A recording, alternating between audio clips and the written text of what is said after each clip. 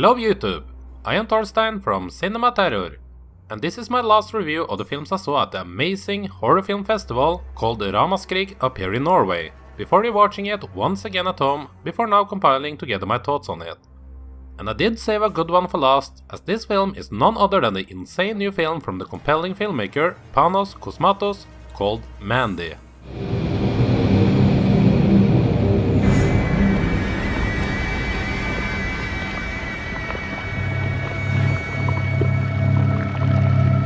Where to even start with Mandy? As you will be able to tell by the clips I'm including on this video, this is not your average horror film. This is an ultra stylish film that wants you to get invested through its psychotic, out of this world and beautiful visual look and strange narration, while the story of the film comes second. I was surprised at just how basic of a story that the film actually has, and I think it was a smart idea to make it simple, so it would be easy on its audience as it is already a demanding film due to how unconventional it is. The plot of the film reminded me of the exploitation films of the 1970s, with evil cults, bikers and stuff like that. I don't want to spoil too much of the film, which is kind of hard not to do if I'm going to give any type of plot synopsis on this, but it's basically a revenge movie and I think I'll keep it at that. The movie is sort of split into two halves, with the first hour of the film being the setup for the second part, and the two are actually separated by first displaying the title credits of the film in between them. Our characters are made up by the main couple, Nicolas Cage and Andrea Riseborough, who plays the title character of Mandy. With little use of dialogue, they are able to come off as a loving couple who I felt myself caring for quite quickly. Especially all the early shots of Mandy are filled with so much detail, love and affection.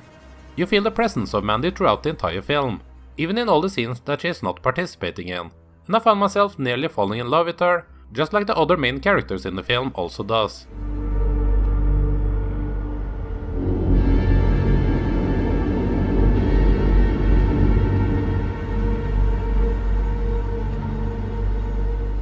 On the opposite end, we have the cult leader and his gang of bizarre people.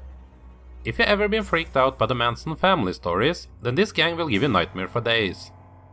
Every person that gets screen time feels like they have an expanded backstory behind them, even if you don't get to see it, and they all feel unique and shockingly realistic, even when presented in this colorful, visceral experience. Their leader is played by Linus Roach, and my god did he come off as creepy, charismatic and pure evil. It seemed to be like they took characteristics from all the known cult leaders of the real world and mixed them together into this character that goes by the name of Jeremiah. And then there are a batshit crazy, over-the-top biker gang, fueled by some bad LSD. They feel like they belong in a brutal comic book, and the design of them make them look like they rode their bikes right out of hell. I've seen some compare them to the Cenobites from the Hellraiser movies, and yeah, I can see that resemblance, although these guys take more joy in being badass and demonic with less purpose. Every single actor involved delivered memorable performances, and all deserve major praise for the work on this film. But I will of course have to single out the star of the film, Nicolas Cage, and talk about him for a few moments. His popularity seems to have risen a bit in the last 5 years, perhaps due to him being so memeable on the internet, and people now appreciating his more out there performances more than before. But he deserves more than just that, and he proves himself once again by delivering one of his best performances that I can remember on this film.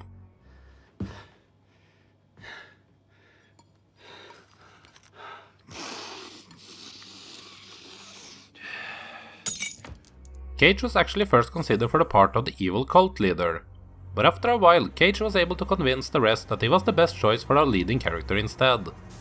It definitively turned out to be the right choice, but I'd be all up for watching Cage as a demented cult leader in another film some other day. You can make some slight comparisons to his character in the second part of Mandy and the fan favorite Ash from the Evil Dead series, and there are chainsaws involved here for sure. He gets another axe-like weapon that are supposed to be referencing the metal band Celtic Frost, one out of many things about this film that makes it feel like a heavy metal horror film. There are some standout Cage moments that are certain to become internet classics over the next years that you are unsure of is supposed to be taken seriously or if it's played off for comedy, with the answer probably being somewhere in the middle. While it does give some comedic situations that you might find yourself bursting out laughing at, there are still some pretty dark stuff in Mandy. It is at times very uncomfortable to watch as they hit your emotional side when they first start to introduce the violent act that set everything off. There is so much mood and atmosphere filling up every single scene of the film that it never lets you sit and not evoke any types of feelings out from you. And the fact that you never know what is coming up next, or which twists and turns this film can take, everything about the experience just elevates further.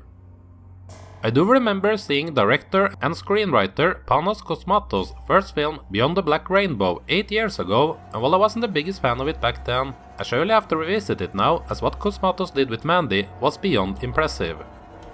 No wonder it's taken him so long to deliver another film, as there is so much thought put into every single detail of this film.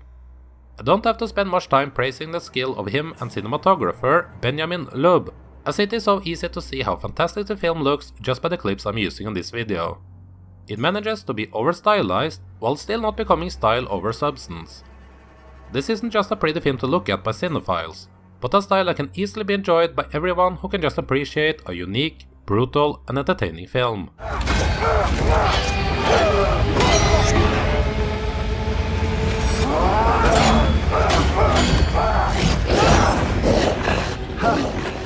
Cosmatos originally intended to film parts of this movie with a 60mm camera, but only a few days before shooting, he was told that this would not be possible, and he was actually close to leaving the entire project.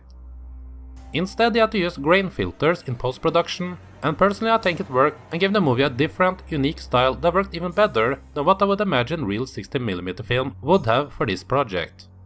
Just like with Beyond the Black Rainbow, Mandy is also set in 1983, and there are 80s references being made every now and then. You have Camp Crystal Lake be mentioned, Night Beast out of all movies are playing on a TV, and much more like that. It's not just obvious nods here and there to tell you that, hey, remember the 80s, but they all feel like they belong to this world. And who the hell would recognize Night Beast, except weirdos like me of course. One aspect of the film that I actually felt a bit underwhelmed by is the brutality and violence. And yeah, if you've seen this film already, then you might wonder what the hell I'm talking about, as it does have plenty of guts and gore that will satisfy most horror fans. I guess I just wanted it to push the boundaries even further, as everything else in the film is so over the top. I also gotta talk about the music for the film, as one of the first things I wanted to do after watching the film was to see if they had released it on vinyl yet. It's moody, dark, emotional, out of this world, and pure excellent by the Icelandic composer Jóhann Jóhannsson, who sadly passed away earlier this year. His work will live on and never be forgotten.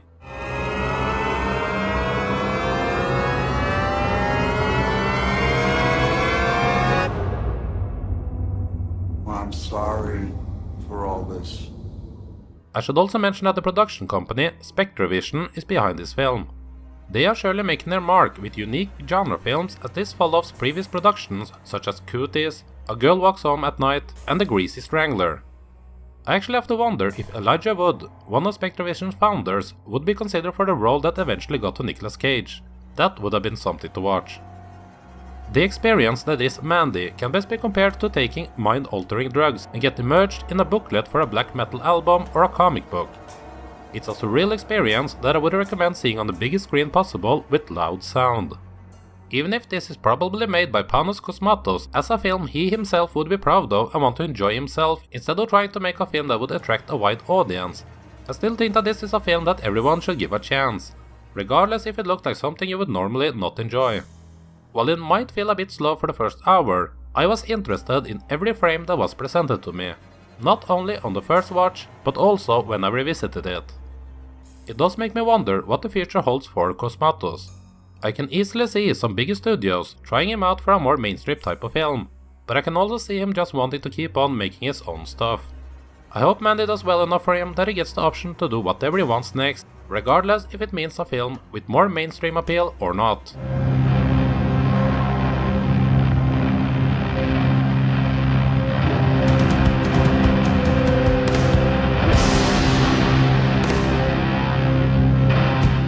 Mandy is going to be a cult film from years and years to come, and I absolutely loved it.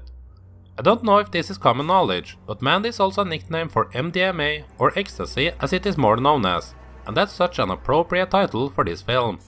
So get your dose of Mandy and have a psychedelic experience like no other. Mandy might just be the best horror film of 2018, and as such it gets a strong score of 4.5 out of 5. Have you seen Mandy yet? If so, what did you think of it? And have you seen Panos Cosmatos' first film Beyond the Black Rainbow? I'm curious if I should revisit it or not, so your comments on it would be very appreciated.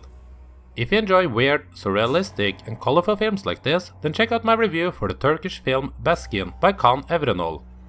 I hope you enjoyed this review of Mandy. There are plenty more horror movie reviews to be found on my channel, so if you're new around these dark parts of YouTube, then make sure to check it out and also subscribe. Have a great day wherever in the world you are, and thank you for watching Cinema Terror.